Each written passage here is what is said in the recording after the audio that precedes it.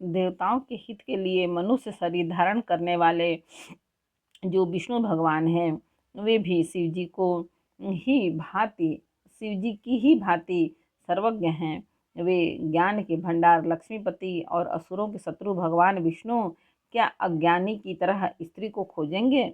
फिर शिव जी के वचन भी झूठे नहीं हो सकते। सब कोई जानते हैं कि शिव जी सर्वज्ञ हैं। सती के मन में इस प्रकार का अपार संदेह उठ खड़ा हुआ। किसी तरह भी उनके हृदय में ज्ञान का प्रादुर्भाव नहीं होता था। यद्यपि भवानी जी ने प्रकट कुछ नहीं किया, कुछ नहीं कहा, पर अंतर्यामी शिव जी सब जान गए। वे बोले, हे सती सुनो, तुम्हारा स्त्री स्वभाव है, ऐसा संदेह मन में कभी न रखना चाहिए।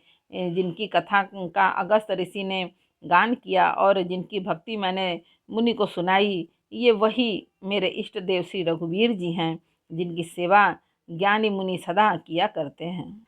ज्ञानी मुनि योगी और सिद्ध निरंतर निर्मल चित्त से जिनका ध्यान करते हैं तथा वेद पुराण और शास्त्र नेति नेति कहकर जिनकी कीर्ति गाते हैं, उन्हीं सर्वव्यापक समस्त ब्रह्मांडों के स्वामी मायापति नित्य परम स्वतंत्र ब्रह्म रूप भगवान श्री राम जी ने अपने भक्तों के हित के लिए अपनी इच्छा से रघुकुल के मणि रूप में अवतार लिया है। यद्यपि शिव जी ने बहुत बार समझाया, फिर भी सती के हृदय में उनका उपदेश नहीं बैठा। महादेव जी मन में भगवान की माया का बल जानकर मुस्कुराते हुए बोले, जो तुम्हारे मन में बहुत संदेह है तो तुम जाकर परीक्षा क्यों नहीं लेती? जब तक तुम मेरे पास लौट आओगी तब तक मैं इसी बड़ की छांव में बैठा हूँ। जिस प्रकार तुम्हारा यह अज्ञान जनित भारी भ्रम दूर हो, भली भांति विवेक के द्वारा सोच समझकर तुम वही करना। शिव जी की आज्ञा पाकर सती चली और मन में सोचने लगी कि भाई क्या करूं, कैसे परीक्षा लूं। उधर शिव जी ने मन में ऐसा अनुमान किया कि दक्ष कन्या सती का कल्याण नहीं है। जब मेरे समझाने से भी संदेह दूर नहीं होता, तब मालूम होता है विधाता ही उल्टे हैं। अब सती का कुशल नहीं है। जो कुछ राम ने रच रखा है वही होगा।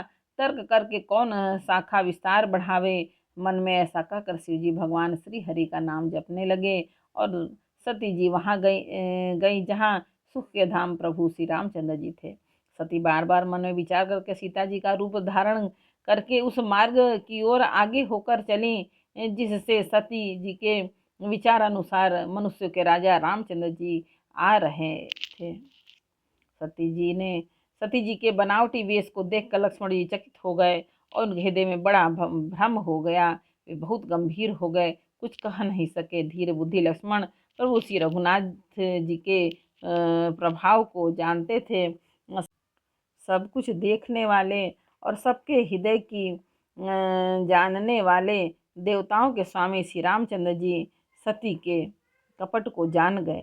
जिनके स्मरण मात्र से अज्ञान का नाश हो जाता है, वही सर्वज्ञ भगवान श्री रामचंद्र जी हैं।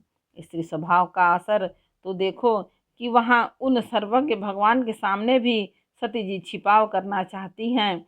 अपनी माया के बल को हृदय में बखान कर श्री रामचंद्र जी हंसकर कोमल वाणी से बोले। पहले प्रभु ने हाथ जोड़कर सती को प्रणाम किया, फिर पिता सहित अपना नाम बताया। फिर कहा कि वृषकेतु शिव जी कहाँ हैं?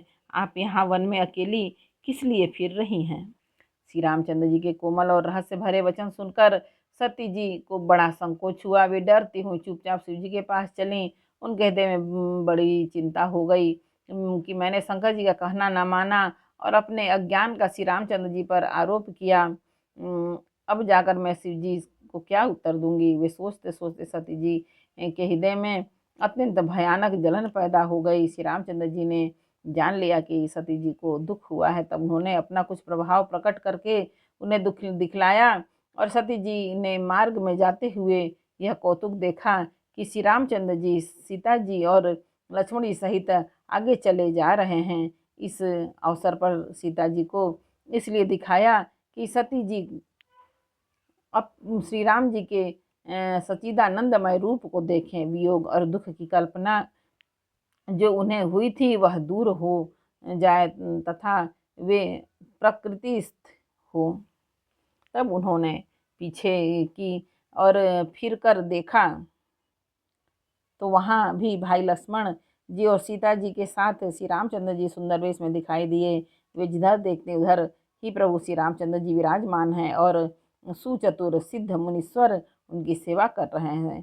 सती जी ने अनेक शिव ब्रह्मा और विष्णु देखे जो एक से बढ़कर एक असीम प्रभाव वाले थे। उन्होंने देखा कि भांति भांति के वेश धारण किए सभी देवता श्री रामचंद्र जी के चरण वंदना और सेवा कर रहे हैं। उन्होंने अनगिनत अनुपम सती ब्रह्माणी और लक्ष्मी देखी।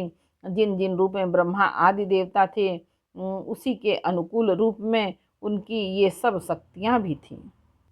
सती जी ने जहाँ तहाँ जितने रघुनाथ जी देखे शक्तियों सहित वहाँ उतने ही सारे देवताओं को भी देखा। संसार में जो चराचर जीव है वे भी अनेक प्रकार के अनेक प्रकार से सब देखे। उन्होंने देखा कि अनेकों वेश धारण करके देवता प्रभु श्री रामचंद्र जी की पूजा कर रहे हैं, परंतु श्री रामचंद्र जी का दूसरा रूप कहीं नहीं देखा। सीता जी सहित श्री रघुनाथ जी बहुत सी देखे, परंतु उनके वेश में अनेक नहीं थे। सब जगह वही श्री रघुनाथ जी, वही लक्ष्मण, वही सीता जी। सती ऐसा देखकर बहुत ही डर गईं। उनका हृदय कांपने लगा और देह की सारी सुध बुध जाती रही। वे आंखें मूंद कर मार्ग में बैठ गईं। फिर आंखें खोलकर देखा तो वहाँ दक्ष कुमारी सती जी को कुछ भी न दिख पड़ा। तब वे बार बार श्री रामचंद्र जी के चरणों में सिर नवाकर वहाँ चली जहाँ श्री शिव जी थे। जब पास पहुँची तब शिव जी ने हंसकर कुशल प्रश्न करके कहा कि तुमने श्री रामचंद्र जी की किस प्रकार परीक्षा ली, सारी बात सच सच सच सच कहो। एक बार बोलो रामायण मैया की जय। बालकांड का 5वां समर्पयामि भगवान जय श्री राम जानकी पावन पुत्र बजरंग बली भोलेनाथ आदि शक्ति माता।